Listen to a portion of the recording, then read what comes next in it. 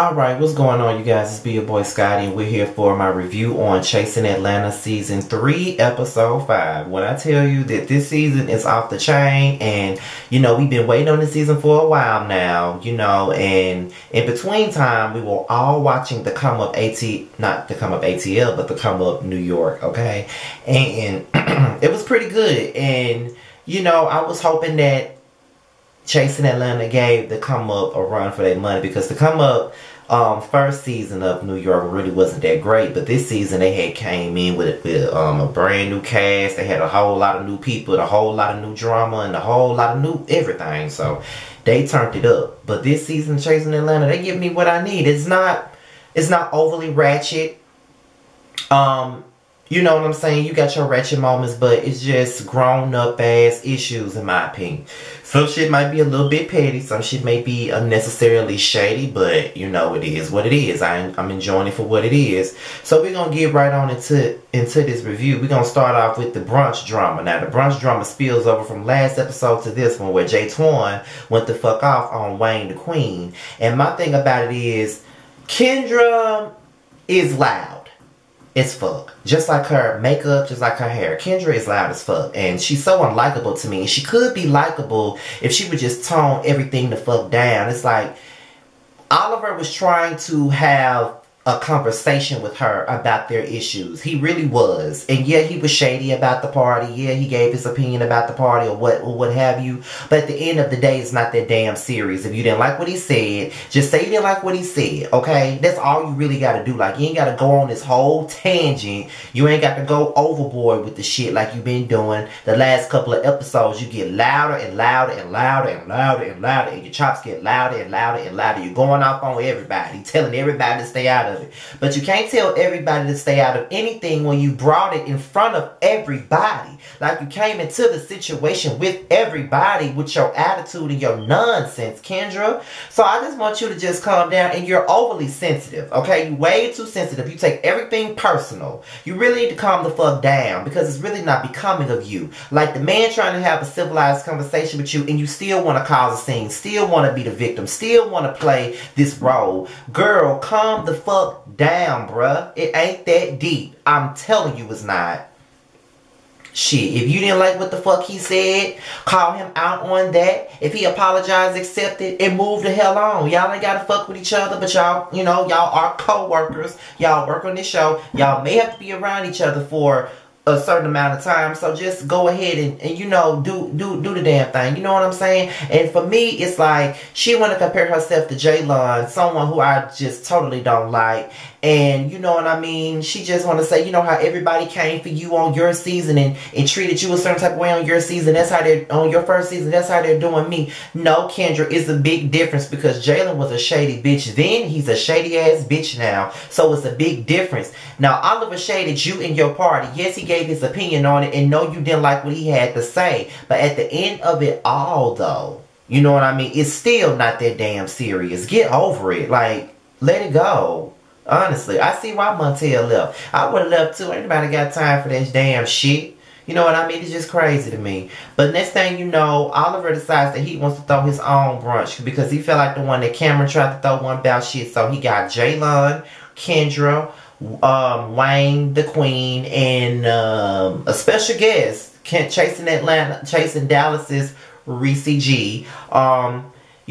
They were all there, and they were basically talking about everything now. Basically, when Oliver was trying to tell Reese G about who was all there, when he said Montel's name, it looks to me like there's a bit of issue there between Reese G and Montel. But with Reese G, you never know what the fuck going on. You never know why he don't like you. You never know why he throwing shade, because that is a messy motherfucker, okay?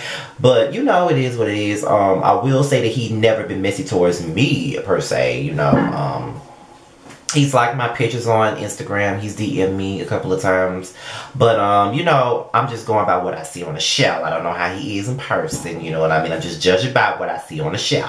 So, in the midst of them having brunch, Oliver invites everybody to Miami because he's going to be opening for T.S. Madison, Jesse Wu, and Funky Dineva. And he wants everybody to be there. Now, Jaylon always got to come down on somebody. He always got to take somebody else's shine. He always got to make everything about him.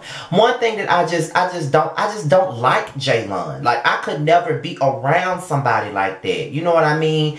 And like, if somebody ever put me on the Chasing Atlanta show and I had to film with this bitch, like, I probably would have whooped his ass by now because he way too shady for me and he says way too much. He always coming for people. Like, nigga, you really need to humble yourself. Like, for real though. Like, for real dog, you need to humble yourself. Like, you act like you've been on top forever. Like, calm the fuck down. Stop trying to act like you life. You know what I mean? Like, nigga, if you fucking Fruit Loops, you just fucking Fruit Loops. If you Sugar Smacks, you Sugar Smacks. Like, stop trying to be life all the damn time and just try to have fun. Like, stop being so damn shady. Like, I cannot, and this is what I don't like about hanging around a lot of gays, is because some gays are just overly shady and they just can't never just big somebody up. They can't never just have a good time. They always got to be shady. They always got to be messy. And that's why I don't really like to fuck with some gays, you know what I mean? Because they all want to do all that shady ass, wannabe bougetto ass bullshit, and I ain't got time for that. Like, I have come a long motherfucking way in my mentality, in the way that I carry myself, and I never want to be put in a position where I'm gonna revert back to who I used to be. I never want to do that. So no, that's why I don't fuck with certain people now. So fuck that. So we were born. You know, they live together, they sing together, they write together, they perform together, and they live together. They were talking about their domain, their lack of management, and they're trying to get all of that together. And I'm just sitting here looking at them like, y'all better get that shit together, okay? Because y'all got some good music. For real, for real. Y'all really do got some good music. Y'all got something there, and y'all need to go ahead and take full advantage of that. They talk about the girls, and while they're talking about the girls, they get invited by Cameron to Miami because Cameron wants them to go to Miami. Now, how the fuck you gonna invite somebody else? How you gonna invite We Were Born to somebody else's trip? And y'all know that you know that J-Torn and Berlin don't like him.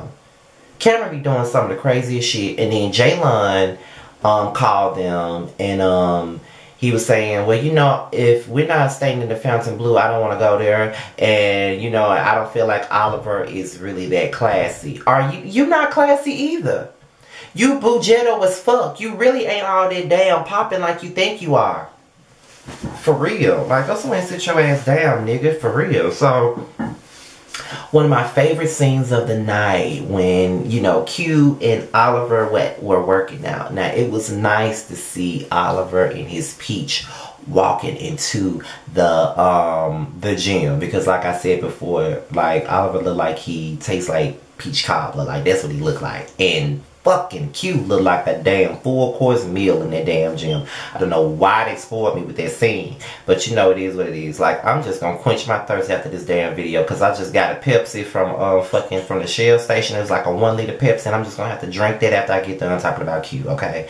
But they talk about their issues and with other people, and Oliver was talking about his issues with J-Torn. He don't know why J-Torn don't like him. He don't know why J-Torn went off on him. He felt like J-Torn inserted himself in some shit that didn't have nothing to do with him, and he's been trying to reach out to him, but J-Torn don't want to talk to him. So Q started talking about Cameron after Oliver was like, well, everybody was acting like me and Kendra were the only ones with issues, but I was like, you know, Q and Cameron didn't even speak to each other when we first got here, so what's going on with that? And Q went down the line. He said that Cameron plays the fence. Cameron is messy as hell. You need to be worried about his health instead of worried about everybody else. He going around telling folks that, you know, he just goes wherever the wind blows. And I do agree with Q on that. Like, watching Cameron these last 2 seasons, it does feel like he does go where the wind blows. He don't have much of an opinion. You know what I'm saying? He doesn't really seem as though he got a mind of his own. It's like wherever someone else is, you know, he just come across like those type of people that, okay, if I'm in a room, if I'm cool with you, I'm cool with you when I'm with you, but when I'm not with you, I'm not cool with you. Now, if I'm getting in a room with a bunch of folks that don't like you, I'm gonna throw my shade because they're here just to get a good kiki and a good laugh. That's not real. That's fake as fuck. And if you like that, Cameron, I'm sorry, but I don't like that. Point blank, period. Like, that's just whack to me. I don't like this shit at all. Like, for real, for real. So then, Jaylon and Kendra, they're working together in the studio, and Jaylon does not have no peach. He needed the auto-tune. And the fact that he's sitting up here trying to sing is beyond me. Like, bitch, stay with the wigs, the extensions, and everything else. Because singing is not for everybody. It is definitely not for you. So, you know, have a seat, dear. It's not for you. Alright? So, Oliver comes in and he also does a track off the Can You Stay in the Rain song, and he actually does a pretty decent job. I mean, you know, I think he sounded a little bit flat, but he sounded so much better than Jaylon did. And you can tell that he's more so into music than Jaylon is. Jaylon just trying to do every damn thing, and he can't do everything. And Jaylon want to be mad because Oliver's in the studio. Yeah, the better singer was in a motherfucking studio, bitch. Singing is not for you. Real talk. And Kendra raps so aggressively. She raps just like she talk. But she does have some good music though. I can tell her that. I can give you that much. She does. Some of her music is good. Q was hosting this event for Rico Chappelle, and he looked good in that little blueberry suit. Go ahead, Q. Gardini comes through. Shout out to Gardini. He walks through the building, and they basically catch up because Q and Gardini have not seen each other since in a while, since Gardini went to jail or whatever. And you know, they catching up with each other, and you know, Q basically telling Gardini about the situation, his situation with Cameron and all of that stuff. And honestly, I do like, as the season goes along, I do like Gardini a little bit more. He seems to be a little bit toned down. And I'm guessing it's because he's not around Jaylon right now. But he's a little bit toned down. He's funny as fuck. He's not being really messy. And I'm enjoying him right now. So Cameron comes in the building, and this is probably the best scene of the night. Q went the fuck off on Cameron, basically. He went the fuck off on Cameron. And rightfully so, he needed to. Like, straight up went off on Cameron. Cameron couldn't even say shit.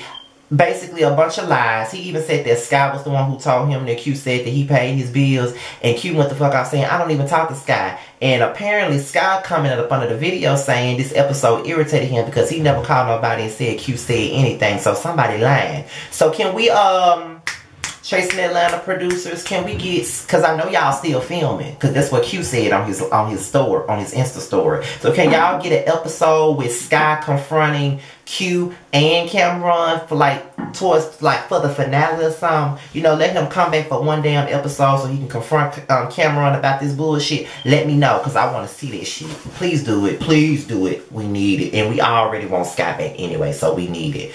But Q went off on Cameron, and he needed to, because Cameron just, I'm not feeling him right now. He used to be one of my favorites too, but I'm not really, like digging him right now at all. I'm not.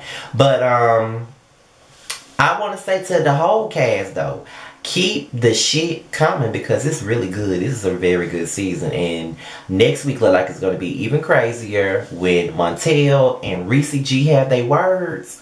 I'm ready to see that because I want to know what that is about. Yeah. But with that being said, you guys, be sure to like, rate, comment, and subscribe, and share this video. Be sure to do that. Be sure to follow all my social media. All my social media is at the bottom. My Twitter, my Instagram, and my Facebook fan page. But I really utilize my Instagram more than anything. So if y'all want to catch up with me, y'all catch up with me on Instagram. I do tweet from time to time. I tweet during the shows that I'm reviewing. But other than that, I really don't be tweeting that much. But y'all know y'all can hit me up on Instagram anytime. And Snapchat. That's where I'm at all the time. And you can follow my, and if you can find my Facebook personal page, you can do that too. Yeah. So with that being said, you guys, I'm out of here to my next video. I will talk to you guys later. Peace.